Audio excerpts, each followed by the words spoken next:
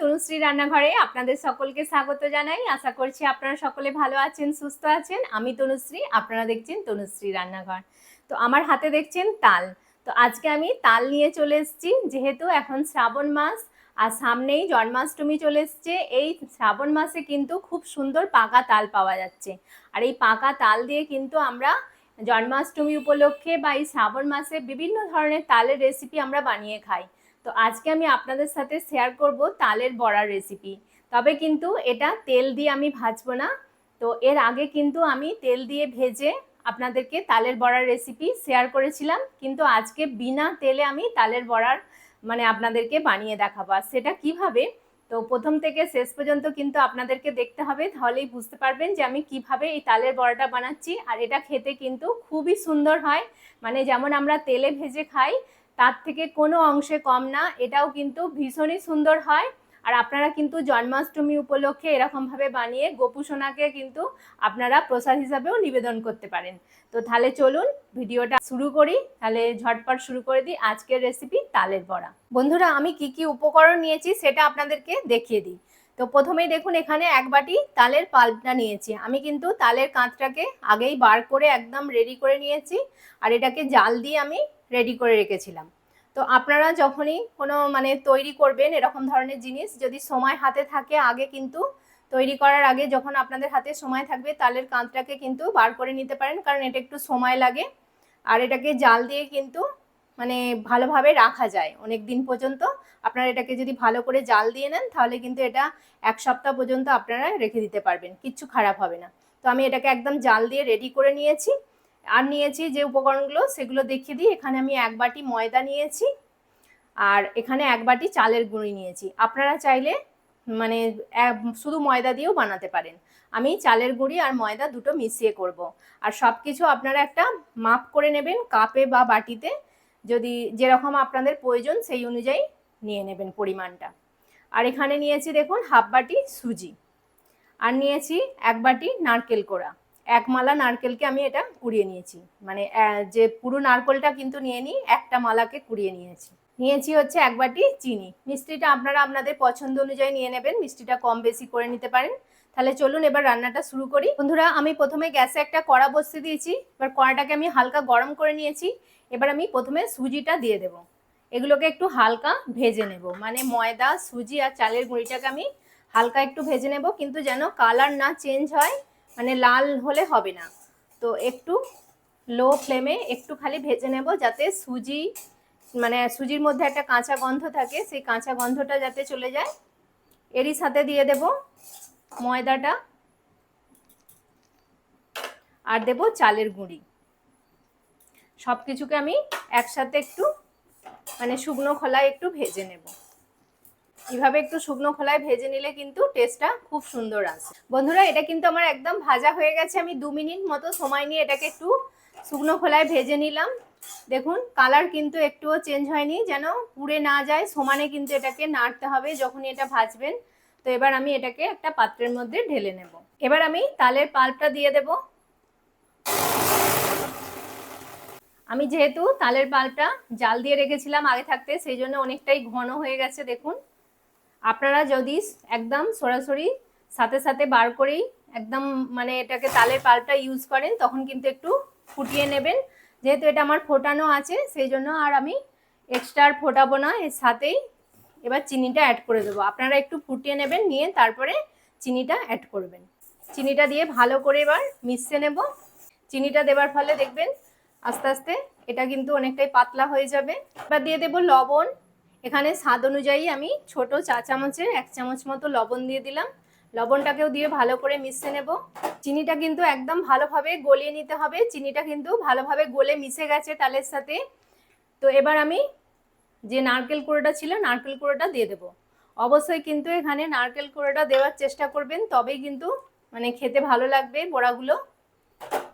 এবার ভালো করে নারকেল কুড়োটা দিয়েও একবার মিশিয়ে নিচ্ছি। এবার আমি যে চালের গুঁড়ি ময়দা সুজিটা শুকনো খোলায় ভেজে রেখেছিলাম সেটা এবার অল্প অল্প করে দেবো, আর এটাকে ভালো করে মিশিয়ে নেব। এবার ভালো করে আমি মিশিয়ে নেব, নিয়ে একটা ডো তৈরি করে নিতে হবে। এইভাবে দেখুন আমি ভালো করে কিন্তু মিশিয়ে নিচ্ছি। দেখুন আমি কিন্তু খুব ভালোভাবে একদম মিশিয়ে নিয়েছি, আর এটা দেখুন একটা ডোয়ের মতো হয়ে গেছে। ঠিক এরকম যখন ডোয়ের মতো হয়ে যাবে তখন এটাকে বন্ধ করে একটা থালার মধ্যে আমি এবার এটাকে ঢেলে নেব। নিয়ে এটাকে ঠান্ডা করতে হবে একটু, খুব বেশি না, একটু ঠান্ডা করে নিয়ে তারপর এটাকে ভালো করে আরও একবার মেখে নিতে হবে। তো এটা আমি একটা থালার মধ্যে এবার ঢেলে নেব। বন্ধুরা দেখুন আমি একটা থালার মধ্যে কিন্তু এটা ঢেলে নিয়েছি, নিয়ে চাড়িয়ে দিয়েছি।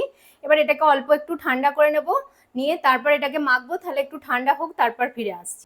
ডোটা কিন্তু হালকা হালকা ঠান্ডা হয়ে গেছে, এরকম অবস্থাতেই কিন্তু মাখতে হবে, মানে অল্প গরম থাকবে সেরকম অবস্থাতেই কিন্তু মাখতে হবে, খুব ঠান্ডা করে ফেললে হবে না।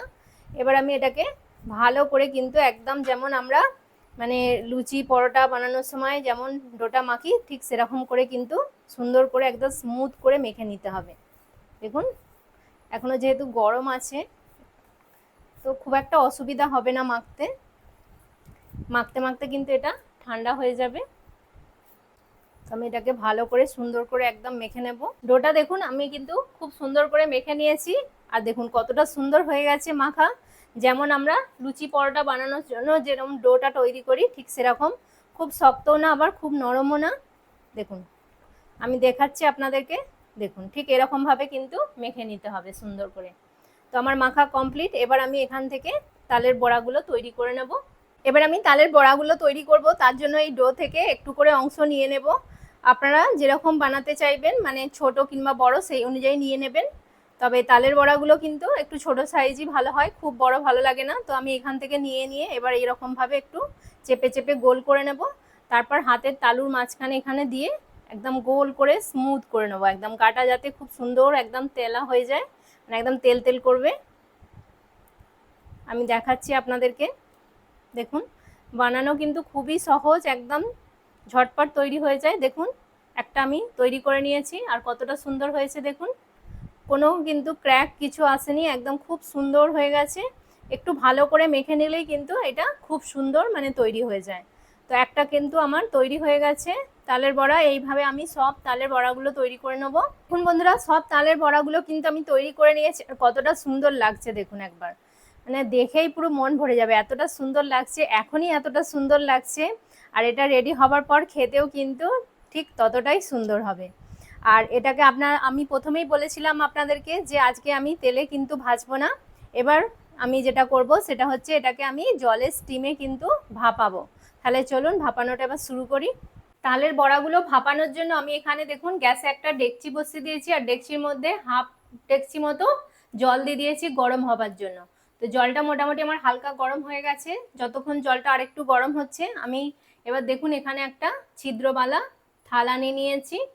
তো এটার মধ্যে কিন্তু আমি মানে তালের বড়াগুলো ভাপাবো, তার আগে যাতে মানে এটাকে একটু তেল ব্রাশ করে নিতে হবে, মানে বড়াগুলো যাতে জড়িয়ে না যায়, সেই জন্য আমি একটু রিফাইন্ড অয়েল এর মধ্যে ব্রাশ করে নেব। অল্প একটু নেব, হাতেই নিয়েছি একটু, নিয়ে এবার এইভাবে দেখুন তেলটা চতুর্দিকে থালা লাগিয়ে দিচ্ছি এইভাবে, যাতে বড়াগুলো ভাপানোর পরে জড়িয়ে না যায়। খুব সুন্দরভাবে কিন্তু এইভাবে তেল লাগিয়ে দিলে উঠে আসবে। এইভাবে আমি ভালো করে লাগিয়ে দিলাম, দিয়ে এবার থালাটার মধ্যে বসিয়ে দেব।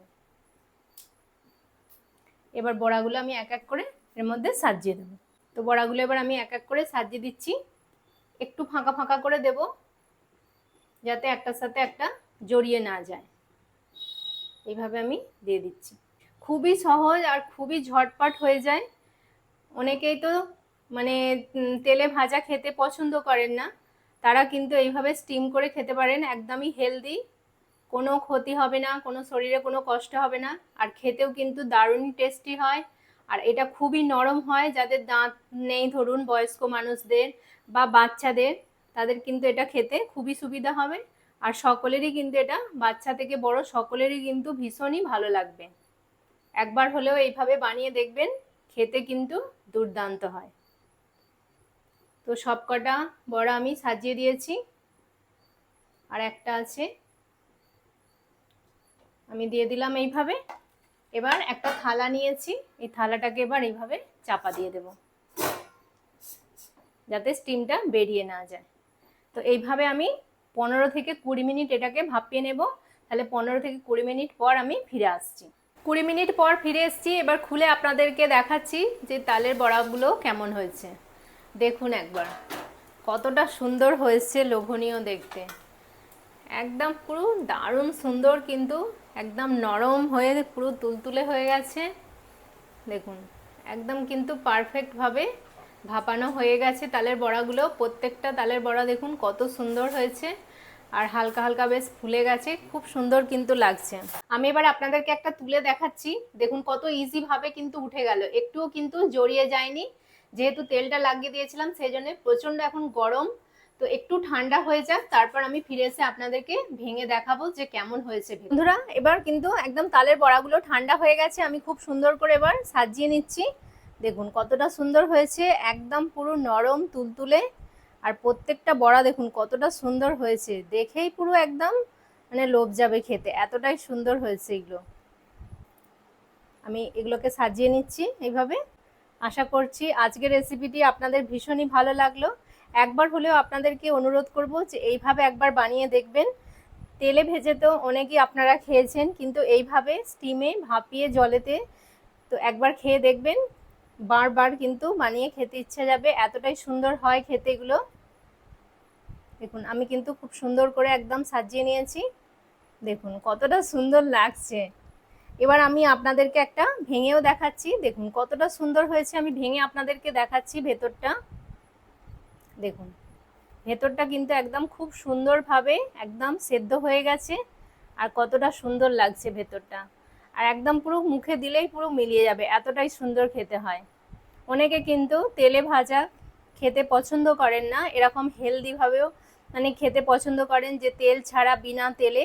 তো তাদের জন্য কিন্তু একদম এটা পারফেক্ট রেসিপি, আর এটা সকলেরই কিন্তু ভীষণ ভালো লাগবে। আমি একবার বলছি, অনুরোধ করব আপনাদের সকলকে একবার হলেও এইভাবে বানিয়ে দেখবেন, খেতে কিন্তু দুর্দান্ত হয়, এত সুন্দর মানে মুখের মধ্যে এটা আসছে। আমি একটা টেস্ট করে দেখেছি, মানে এতটা সুন্দর লাগছে, পুরো মিষ্টি একদম পারফেক্ট, তালের ফ্লেভারটাও খুব সুন্দর আসছে, মানে দারুণ লাগছে। তো আশা করব আজকের রেসিপিটি আপনাদের ভীষণই ভালো লাগলো, আর যদি ভালো লেগে থাকে অবশ্যই লাইক শেয়ার কমেন্ট করতে ভুলবেন না। তনুশ্রী রান্নাঘর চ্যানেলটিকে অবশ্যই সাবস্ক্রাইব করে দেবেন, পাশে থাকা বেল আইকনটি প্রেস করে দেবেন, যাতে সহজেই আমার নতুন নতুন রান্নার ভিডিওর নোটিফিকেশান আপনারা খুব সহজেই পেয়ে যান। আর আপনার বন্ধু বান্ধবদের মধ্যে প্লিজ এটা বেশি করে শেয়ার করে দেবেন, যাতে সকলের কাছে এই ভিডিওটি পৌঁছে যায়। তো ততক্ষণ আপনারা ভালো থাকবেন, সুস্থ থাকবেন, আপনাদের সাথে দেখা হবে আবার একটি এরকম নতুন ভিডিও নিয়ে। ততক্ষণ আপনারা ভালো থাকবেন, সুস্থ থাকবেন, নমস্কার, টাটা।